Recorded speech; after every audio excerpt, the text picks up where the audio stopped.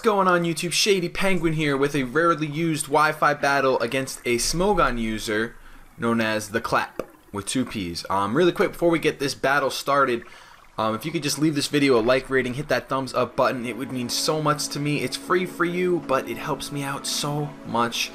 I know you're going to enjoy this battle, but if you want to wait to hit it, that's fine. I'm okay with that, but I'd appreciate if you hit it at some point when you're feeling a little frisky. So, before we jump into the actual battle, let's look at the teams here. I'm going to go over my team first because I don't want to give anything away about his team. You can just stare at his Pokemon and wonder.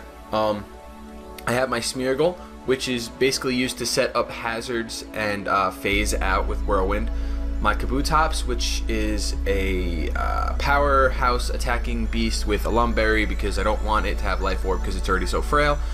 My Dusknoir, which is just a tank to stop spinners and take hits like a champion. Entei, who is power and can just poop all over the place with his Choice Band.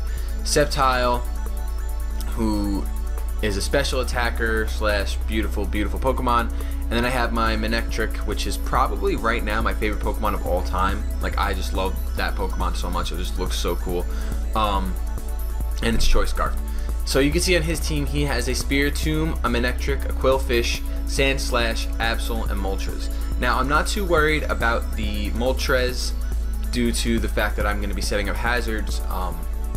But his Sandslash poses a threat just because he can spin those hazards away. But luckily, I have Dusknoir. And Quillfish, I'm never a fan of Quillfish. They always scare me, and I know the power of Manectric, so I'm also afraid of that. So we're gonna jump right into this battle now. His name is Clapp in game, all caps, 2 P's. He's gonna lead off with his Tombstone, and I'm gonna lead off with my Smeargle. This was actually pretty good for me. Here I went straight away for the Stealth Rock. I was pretty sure he was going to think I was going to go for Spore and switch out to something, but then he revealed that he has the Sleep Talk, which scares me a little bit because now I know I don't want to put this thing to sleep at all. And after setting up rocks, I just happened to just whirlwind it out because I want to get something out there that I can Spore. So he actually gets whirlwinded into his Absol. So here I go for the Spore, hoping maybe that'll stay in, but he actually goes back into the Tombstone to take the Spore, which is a really good play on his part. So at this point I'm kind of like, alright, I've seen Calm Mind, Sleep Talk, and I'm sure he has Rest. So I'm just going to go for the Spikes because his only attacking move is, I don't know what it is, but maybe Night Slash or Shadow Ball, but Shadow Ball won't do anything to me obviously since I'm normal type. So here I just get to set up a layer of Spikes, and he actually goes to withdraw, seeing that I'm just going to get a bunch of hazards in. So I go for another layer of Spikes here as he switches into his Sandslash Shrew. And I'm just like, alright, I have 2 layers of Spikes and the Stealth Rock up. I can't risk a Rapid Spin, so I go right into my Casper Grew Dusknoir just to take the Rapid Spin if that's what he goes for. But he actually makes a double switch predicting me to do that, and he goes into his Absol, and that was a really good play. He gained a lot of initiative right there. Unfortunately, I didn't want to just switch out after that because I would just lose so much initiative. So I decided, you know what, let me try to burn this thing just to get a burn off on it, lower its attack for my other Pokemon, and let Dusknoir take that hit for everyone. I mean, Dusknoir does carry the Pain Split, so I was okay with switching him out, going into my Kabutops shiny, which I didn't even want it to be shiny, but stupid editor. So I take the Night Slash like a champ, and my defense drops and my speed rises, so I'm pretty happy about that. I'm like, alright, cool. Now here, I made kind of a dumb misplay. I thought for sure he was just going to go for Sucker Punch, knowing that I'll go for Aqua Jet, so I over-predicted, and I went for the Swords Dance, but he actually goes for the Superpower, and is able to take me out with that, which was really frustrating, because Kabutops got to do absolutely nothing that match. And it could have been great. It could have been, I had Aqua Jet, I could have just took an Absol out, but I over-predicted, and that's why you don't want to try to predict too much. Learn your lesson, man. Learn your lesson. So he goes into Sandshrew. I go into my Casper Grew knowing that he's going to want to try to get rid of hazards. So he goes for the Toxic once he sees the situation we're in, and I go for the Pain Split stupidly because I'm going to gain like 22 HP, and it's going to bring him down a little bit below half, but lefties will bring him right back up above it, and I'm going to take a little Toxic damage here, and we're getting into a little bit of a scare match where I just don't want to lose my Dusknoir, and he does not want me to have my Dusknoir because he wants to get rid of those hazards, because as you can see, they are slowly taking a toll on his team, which is awesome for me, terrible for him. So here I go for the Earthquake, knowing that he's not going to stay in, just to see if I can get any damage off on anything. But Dusknoir has no muscles, so it does pretty much nothing to Tombstone. So here I'm going to be forced to switch out, knowing that he's going to stay and try to waste some sleep turns or go for the Sleep Talk and hope for a Calm Mind to set up.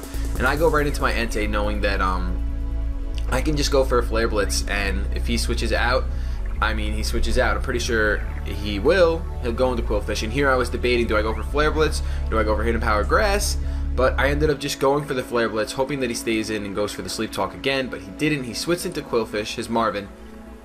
He gets the Intimidate off to lower my attack, which stinks. And then I get to hit him with a Choice Band Flare Blitz. But as you see, it doesn't do that much. But I do get the burn, which was awesome. That definitely plays a part in this little thing that happens right here. Because he's burned, I'm like, alright, I can live whatever he dishes out, so let me go for another Flare Blitz just to try to take it out after burn damage. But he gets a layer of spikes on, thinking that I'm going to switch out, and because of his leftovers, the burn will not take him out. He's left with maybe 4 HP, so I'm forced to go for another Flare Blitz just to take him out, take a little bit more recoil, nothing crazy since he had 2 HP left. And at this point, I don't have to worry about Quillfish, which is awesome. So he switches into his Moltres, and it takes 50% from those Stealth Rocks, and that's why Stealth Rock was so important for me to keep up, because the Moltres would have scared me if it weren't for those Stealth Rocks. Here, I was watching a YouTube video, and I did not see him go for that Agility. I looked away from the screen, and I saw Dusknoir gaining leftovers, and I was like, what did he just do? I didn't take any damage? What's going on? So now he goes for the Fire Blast, and I'm like, oh, of course Moltres is faster. I sent Casper in here anyway just to sack him off, because at this point the Moltres got 50% from the Stealth Rock. I don't really care about him being able to spin things away. And here I'm just like, oh, let me go into my Scarfer, just go for a Volt Switch and take out the Moltres. I won't have to lock myself into Extreme Speed with Entei. But because I didn't see that dumb Agility, I have to say goodbye to Blue Eyes. And Blue Eyes didn't really get to do anything in that match. Hopefully next match he gets to do stuff, because I really love Manectric so much. So now I go into my Entei, and I go for the Extreme Speed to take out his Moltres with no problem. I just wish I would have done that before. Unfortunately, that's what YouTube does to you. You're watching YouTube videos, and you just miss agilities left and right. So here he's going to go into his Tombstone, which is what I was trying to avoid by being able to kill off with Manectric. Which forces me to switch out into my Smeargle, and this is where the game gets kind of like just derp, because he goes for a Sleep Talk, he hits another Rest, which I think is the only thing he's hit so far with Sleep Talk, and at this point I'm kind of like, alright, you know what, let me just Whirlwind him, because he's going to waste a turn of sleeping.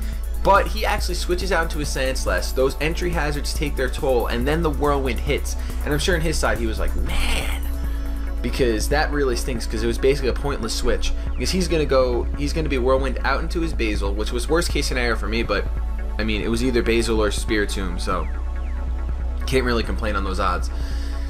And he goes for a Volt Switch, and he doesn't take me out, which I was surprised about. I know Smeargle has a lot of HP investment, but I really thought that I would get taken out from a Volt Switch.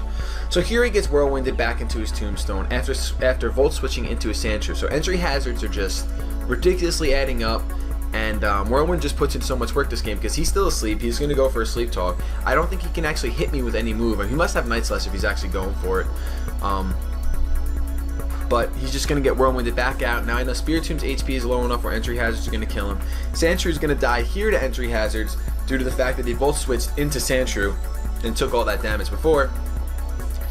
So here he's going to switch out into his Manectric, go for a Volt Switch, take out my Smeargle Mystery, which isn't really a mystery because I'm running the standard set, but so he's gonna switch out into his Tombstone, who is gonna die to entry hazards, 2 layers of spikes and 1 layer of, well, not 1 layer, but you know, Stealth Rocks are up, so entry hazards are just too much. So here I'm just like, alright, this is a good game because I can switch into power and just go for an Extreme Speed, and with the Choice Band it will easily, even without, I could have sneezed and Basil would have died after that entry hazard damage. Just look at that.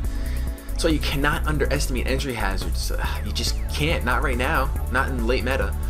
But that's going to bring us to the end of the game. Good game, Clap. Definitely enjoyed that match. It was a lot of fun.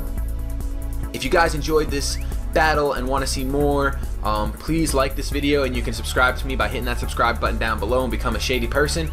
That would be awesome. Make me happy, make my day, make my life.